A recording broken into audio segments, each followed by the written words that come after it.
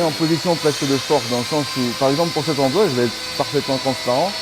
Quand j'ai cherché un nouveau travail, Katia, donc de l'agence Actelis où je suis, m'a proposé 4 entreprises. J'avais 4 entretiens sur 2 jours à passer, 4 entreprises qui cherchaient un nouveau soudeur.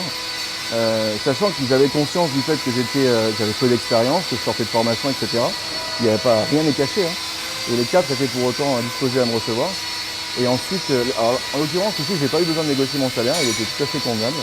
Mais oui, effectivement, c'est quelque chose qu'il faut prendre en compte. On peut négocier son salaire, on peut négocier ses heures.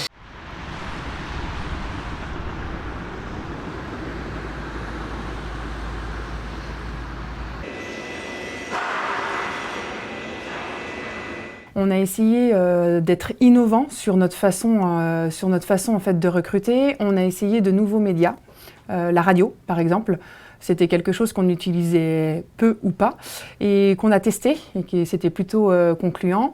On est aussi ça fonctionne, c'est le bouche à oreille qui fonctionne très bien. On essaye des visuels, hein, des pancartes sur nos différents showrooms pour recruter.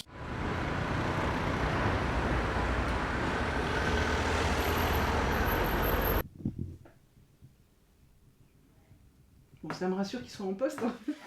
Aujourd'hui, nous, on part plutôt du candidat. On va demander à la personne ce qu'elle a envie de faire pour la proposer.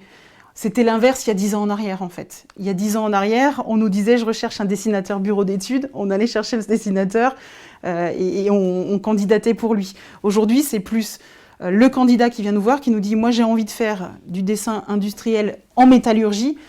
Sur de la journée normale, donc il nous donne tous ces éléments et nous après on va chercher pour lui l'entreprise qui peut lui correspondre. Donc on a inversé les rôles en fait. Le logement c'est une de nos priorités. On va sortir l'année prochaine, fin 2022, avec un promoteur privé, 90 logements fléchés jeunes actifs.